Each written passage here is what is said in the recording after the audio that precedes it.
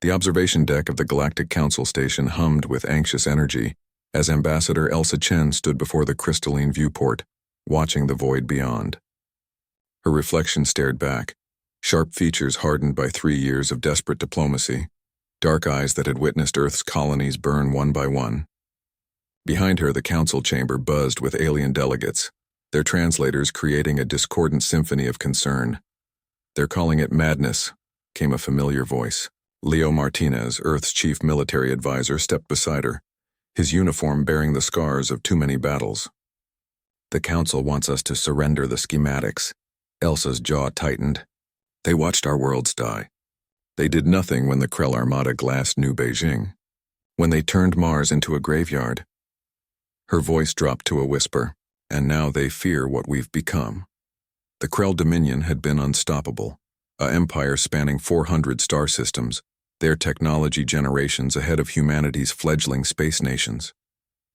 They had demanded Earth's submission, claiming humans were too aggressive, too dangerous to exist freely among the civilized galaxy. When humanity refused, the Krell showed no mercy. But humanity had one advantage the galaxy had never counted on: desperation married to ingenuity. "The Prometheus launches in 6 hours," Leo said quietly. "The Council is threatening sanctions if we deploy her." Elsa turned from the window, her eyes blazing. "Let them threaten. For 2 centuries, humanity begged for protection under their collective security treaties. We paid tributes, we followed their laws, we proved ourselves worthy 1,000 times over." She gestured to the council chamber, and when the Krell came, those cowards hid behind their neutrality clauses.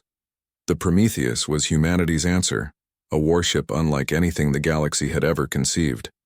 While other species had refined energy shields and plasma weapons over millennia, humanity had taken a different path. They had weaponized physics itself. Dr. Sarah Okonkwo, humanity's greatest scientific mind, had cracked it during Earth's darkest hour. While hiding in the asteroid belt colonies, watching the Krell blockade strangle their homeworld, she had asked a simple question. What if gravity wasn't just a force to overcome, but a weapon to wield? The result was the gravitational singularity projector, a device that could create and manipulate micro-black holes with terrifying precision. Mounted on the Prometheus, it could tear enemy fleets apart at the molecular level, bend space-time itself into an impenetrable defense, and cross distances that would take other ships weeks in mere hours. "The Krell High Command has received our message," Leo continued, pulling up a holoscreen. "They're calling it a bluff. Their grand fleet is en route to Earth as we speak. 800 capital ships." "Good." Elsa's smile was cold. "Let them come." The Council had forbidden the use of singularity weapons, declaring them too dangerous, too destabilizing. They feared what would happen if such technology proliferated. But Elsa had long since stopped caring what the Council thought. Her brother had died on New Beijing. Leo's daughter had been on Mars. Millions of humans had paid the price for the galaxy's indifference. Humanity would mourn later. First, they would survive. 6 hours later, the Prometheus emerged from Earth's orbital shipyard, a vessel that looked more like a geometric theorem than a ship. Its hull was composed of hexagonal black plates that seemed to absorb light itself, and at its heart, contained within 7 layers of reinforced shielding, pulsed the Singularity Core. Commander Viktor Petrov sat in the captain's chair, his hands steady despite the weight of what was to come. Around him, a crew of 200, the best humanity had, worked with quiet efficiency. They all knew the odds. The Krell had never lost a major engagement. "Krell Grand Fleet detected," announced the tactical officer. "Range 2 million kilometers and closing.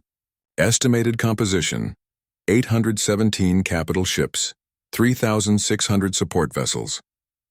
"Open a channel," Petrov ordered. All frequencies. Static crackled, then cleared. The image of a Krell war marshal appeared, a towering insectoid creature with mandibles that clicked in what passed for their laughter. "Humans," it chittered through the translator. "Your toy ship against our grand fleet? This will be amusing. Surrender now, and I promise your extinction will be swift." "I have a counteroffer," Petrov replied calmly. "Turn around. Leave human space. Never return." The Krell's laughter echoed across the void. "Your species has forgotten its place. Today, we remind you why the Dominion rules weapons Petrov interrupted, his voice like steel. Fire, the Prometheus sang. The singularity projector unleashed its fury and reality itself screamed. A point of infinite darkness blossomed before the Krell vanguard, and in an instant, 24 capital ships simply ceased to exist, not destroyed but erased. Their matter compressed beyond the event horizon of a micro-black hole that lived for precisely 0.3 seconds before dissipating. The galaxy watched in horror and awe. The Krell fleet faltered, confusion rippling through their ranks. They fired, thousands of plasma cannons and missile batteries unleashing hell. The Prometheus didn't dodge. Instead, it bent space-time around itself, creating a gravitational lens that redirected every shot harmlessly into empty space. Then the human warship moved. It crossed 100,000 kilometers in a heartbeat, gravity drives pulling it through folded space. It appeared in the heart of the Krell formation and fired again.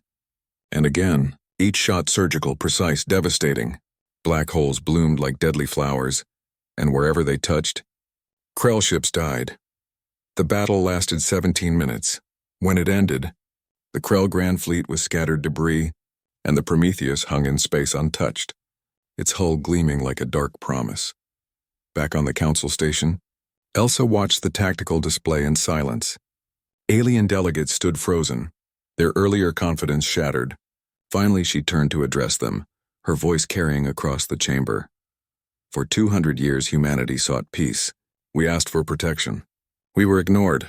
She paused, letting her words sink in. Today, you've learned what happens when you push humans too far. We don't just fight back. We evolve, we innovate. We unleash vengeance that changes the very nature of warfare. Leo stepped forward, his expression grave. The Prometheus is the first of 12. The second launches next month. We're sharing the technology with no one, and any species that threatens humanity or our allies will face the same fate as the Krell. An elder delegate from the Arcturian Collective, one of the galaxy's most ancient civilizations, spoke with something like respect in its modulated voice. The humans have become apex predators. Elsa met its multifaceted eyes. No, we've always been apex predators. You just never gave us a reason to show you. As the council dissolved into chaos, Elsa returned to the viewport. Out there, the Prometheus was already heading back to Earth, its mission complete. Behind it, humanity's enemies would think twice before testing them again. The age of humanity cowering in fear was over. The age of humanity's vengeance had begun, and the galaxy would never be the same.